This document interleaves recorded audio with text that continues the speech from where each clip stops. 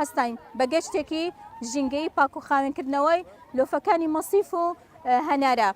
بەڕاستی زۆر بەداخەوە داخم لە بۆ کەسانە هەیە کە دێن لە بۆ سەفرە و سەیرانگایەکان لە دوای خۆیان پیسێکی زۆر زۆر بەجدێڵن.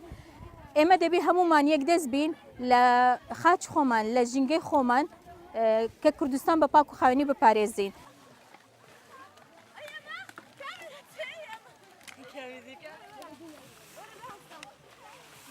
ئێمە وەکو قوتابیانی قوتابخانەی بەهار هاتوین بۆ ئەم ژینگە خاوێن دەکەینەوە وەک لە هەنارێن و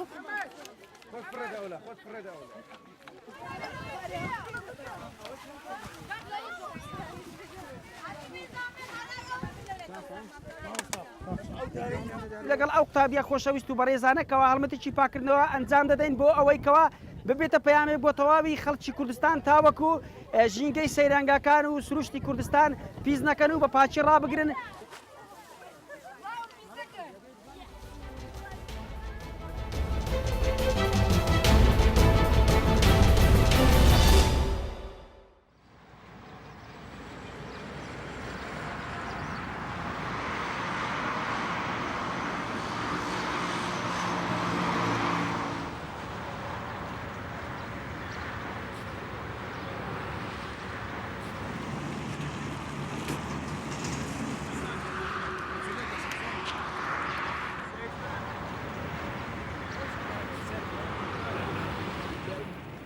هەستاین بە دروستکردنی ئەم ئاڵایە لە ڕێگای لە دەواازەی شاری کەرکووک لەسەر ڕێگای کەرکووک سلێمانی و ئێمە هەردەم ئامادەین لەم شارەیە ئاڵای کوردستان شکاوە بێت چونکە هەر پێشمەرگەی پارێزگایی لەم شارەیە دەکات بەبێ جیاوازی لە خەڵکی کەرکووک.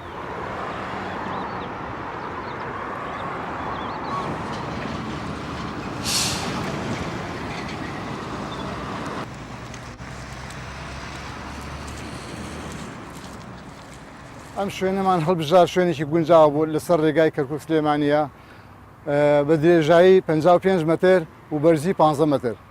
بەڕاستی ئەڵایەکە یان لە دوورایی کیلۆمەترێکەوە دەرەکەوێت.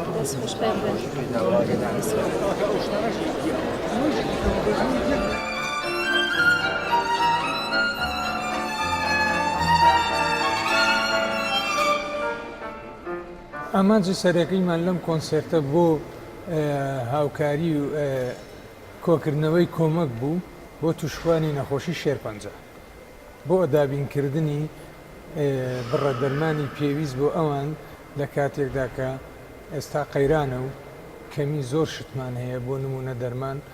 ئەمەش یەکێک بوو لەو هەوڵانەی بۆ ئەوەی هاوکاری نەخۆشانی شێرپەنجەی شاری هەولێرکەین و کۆمەکێکیان بۆ بکەینەوە.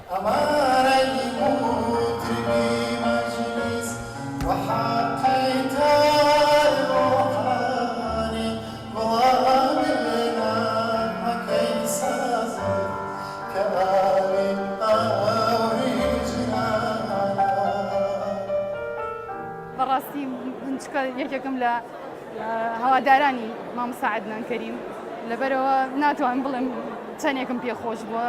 خەومە بینی ڕۆژێ لە ڕۆژان کۆنسێرتێکی وا لە هەولێر بکرێ. من ئێستا دانیشتوی هەولێرم بەڵام لە سلێمانی نیشانە زۆرەکەی بەس بەداخەوە ئیشی هونەری لە هەولێر کەمە. بە هیوام هەموو هونەرمەندەکانی تر چاو لەم هونەرمەندە بەڕێزە بکەن وەکو ئیشێکی خێرخوازی لەوانەیە زۆر پەیامی گەورەتری لێ دوابێت.